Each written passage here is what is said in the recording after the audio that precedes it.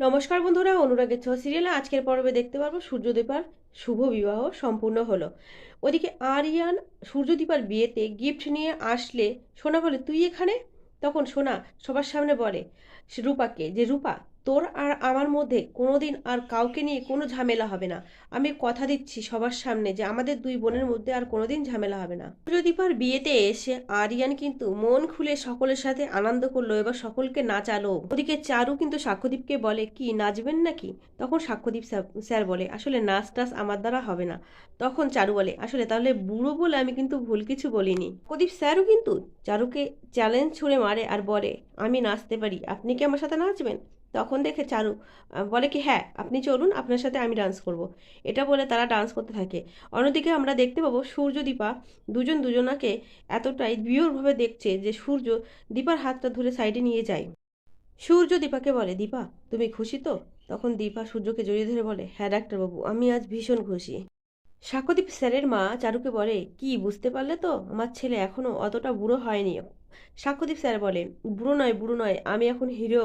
দীপা যখন সূর্যকে জড়িয়ে ধরেছিল তখন দীপা কিন্তু একটু অন্য ভাবনায় ভাবছিল। সেটা দেখছিল যে তার সোনার সংসারটা আগুনে পুড়ে যাচ্ছে। এটা দেখে দীপা চিৎকার করে উঠে বলে, না, এটা হতে পারে না। দীপা মনে মনে বলতে থাকে, আমি হঠাৎ কেন এই আগুন দেখলাম, একটা চিতার আগুন, কেন এই চিতার আগুনটা দাউ দাউ করে জ্বলছে, এসব কি হচ্ছে আমার সাথে? কিছুই তো বুঝতে পারছি না। নাকি আবার কোনো ঝড় তুফান আমাদের জীবনে আসতে চলেছে? উর্মি দীপাকে বলে, দিদি তুই ঠিক আছিস তো? দীপা বলে, হ্যাঁ আমি ঠিক আছি, কোনো অসুবিধা নেই। তখন সাক্ষ্যদীপও বলে ওঠে, আপনি ঠিক আছেন তো? আজ সূর্য দীপার এই মহামিলনে কিন্তু সপরিবারে সকলে মন খুলে আনন্দ করছে। হয়তো মন খুলে আনন্দ করলেও দীপার মনে একটাই ভয় কাজ করতে থাকে, কেন সে চিতার আগুনটা দেখলো। তাই দীপা একটু বাইরে আসে আর ভাবতে থাকে, আমি এত আনন্দের মাঝখানে কেন এই বিপদের সংকেত পেলাম, কেন এই চিতার আগুন দেখলাম? হঠাৎই আমরা দেখতে পাবো দীপার পিছনে একজন বৃদ্ধা মহিলা সাদা কাপড় পরে দাঁড়িয়ে আছে। তবে কে এই মহিলা? তবে কি মিশকা আবার ফিরে এলো দীপাদের জীবনে সর্বনাশ ডেকে আনবে বলে? বুঝতে পারে না এই মহিলাকে।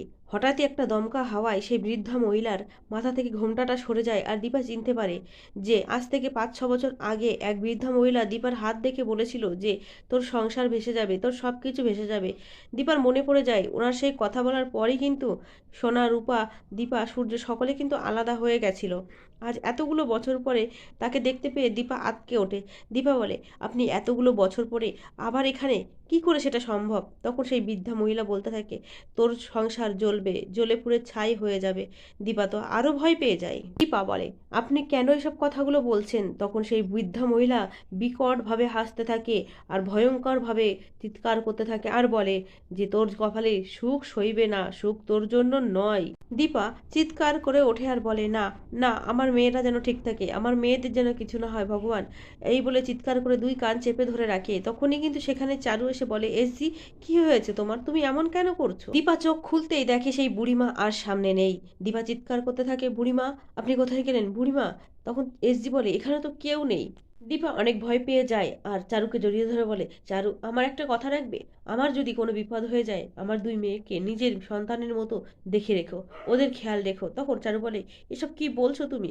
তোমার সামনে কিন্তু অনেকটা জীবন, সুখের জীবন অপেক্ষা করছে। দীপা বলে, না, এসব হয়তো আমার জন্য নয়, তোমার সুখগুলো আমি কেড়ে নিলাম চারু।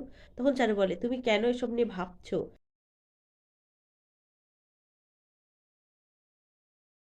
চারু বলে, তুমি আশেপাশে দেখো, কেউ কোথাও নেই, এসব কিচ্ছু হয়নি, তুমি এসব মনের ভুলে ভাবছো। তখন দীপা বলে, তাহলে কি সত্যি আমার মনের ভুল, নাকি অন্য কিছু? এদিকে সাক্ষ্যদীপ স্যার ইয়ার্কি মেরে সূর্যকে বলে, আপনি এখনো কি টেনশন করছেন? আপনি তো সবকিছু পেয়ে গেলেন, তাহলে চলুন দুই বাপে মিলে একটু মজা করা যাক, একটু ড্রিঙ্ক করা যাক। এটা নিয়ে হাসি ঠাট্টা হচ্ছে সবার মধ্যেই। সূর্য বলে, এসব আপনি কি বলছেন, আমার মেয়েরা সামনে আছে। তখন সাক্ষ্যদীপ বলে, আজকের দিনে কিন্তু ছাড় আছে, মেয়েরা থাকলেও কিন্তু কিছু বলবে না, চলুন এই সুযোগটা ছাড়া যায় না। ওদিকে রূপা সাক্ষ্যদীপ স্যারকে বলে, এই যে আমি কিন্তু মাকে বলে দেবো তুমি বাবাকে খারাপ করার চেষ্টা করছো। তখন সাক্ষ্যদীপ বলে, ও এবার বুঝি নিজের বাবাকে পেয়ে এই বাবাকে ভুল বুঝছো? ওদিকে রূপা কিন্তু এক মনে কি যেন ভেবে চলেছে। সে ভাবতে ভাবতে এটা দেখে যে তার আশেপাশে কেউ নেই, সে একা। সে ডাকছে হিংসুকুটি, বাবা, মা, পাপা, কাউকে সে পাচ্ছে না। সে চিৎকার করে ডাকতে থাকে সবাইকে। তখনই কিন্তু সবাই ওর দিকে তাকিয়ে থাকে, আসলে রূপা কেন এরকম করছে। রূপারও সে ঠিক ওর মায়ের মতো একই ভয় কাজ করছে। তবে কি নতুন কোনো ঝড় উঠতে চলেছে অনুরাগের ছ সিরিয়ালে?